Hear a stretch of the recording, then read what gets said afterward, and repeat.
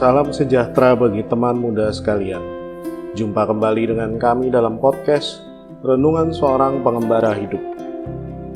Renungan kali ini diinspirasi dari Injil Markus bab 6 ayat 7 sampai dengan 13. Ia memanggil ke-12 murid itu dan mengutus mereka berdua-dua.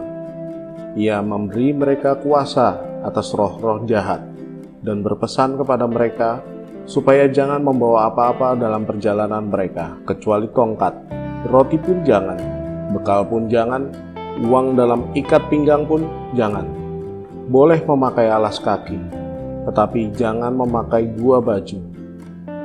Katanya selanjutnya kepada mereka, kalau di suatu tempat kamu sudah diterima dalam suatu rumah, tinggallah di situ, sampai kamu berangkat dari tempat itu. Dan kalau ada suatu tempat yang tidak mau menerima kamu, dan kalau mereka tidak mau mendengarkan kamu, keluarlah dari situ dan kebaskanlah debu yang ada di kakimu, sebagai peringatan bagi mereka. Lalu pergilah mereka memberitakan bahwa orang harus bertobat. Dan mereka mengusir banyak setan, dan mengoles banyak orang sakit dengan minyak, dan menyembuhkan mereka. Demikianlah sabda Tuhan. Terpujilah Kristus.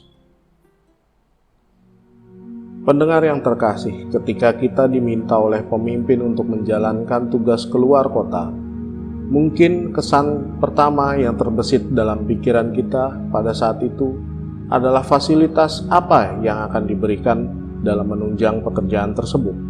Keresahan muncul ketika kita mengetahui bahwa fasilitas yang diberikan oleh perusahaan sangatlah minim.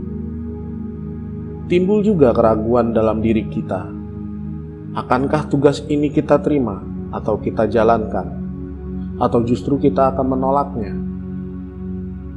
Yesus melalui Injil inspirasi pada hari ini mengutus ke-12 muridnya untuk pergi berdua-dua. Dalam menjalankan tugas perutusannya itu, Yesus meminta kepada mereka untuk tidak membawa roti, bekal, ikat pinggang, dan membawa 2 baju. Pesan oleh Yesus ditambahkan juga bahwa ketika mereka diterima dalam satu rumah, maka mereka dapat tinggal di dalam rumah itu sampai mereka memutuskan untuk meninggalkannya. Di sini Yesus ingin ke-12 muridnya fokus pada tugas yang telah diserahkan, sehingga mereka tidak terganggu dengan fasilitas yang mereka miliki dan mereka bawa pada saat itu. Di samping itu, Yesus juga mengajak kepada mereka untuk menyerahkan segala sesuatunya berdasarkan kehendak Allah. Karena ketika menjalankan tugas dan fokus di dalamnya, ditambah berserah, maka hal-hal yang dikhawatirkan akan dilengkapi oleh Allah di kemudian. Pendengar yang terkasih, kita dapat belajar dari seorang tentara yang ditugaskan ke medan perang. Mereka hanya diberikan bekal berupa senjata, amunisi, dan makanan yang secukupnya. Namun di dalam menjalankan tugas itu pun mereka tidak melupakan hal yang paling inti, yakni Allah. Mereka menyerahkan hidup dan mati kepada penyelenggaraan Allah. Hal ini jugalah yang dapat kita petik sebagai pelajaran, bahwa kita diajak fokus dalam setiap tugas yang diberikan.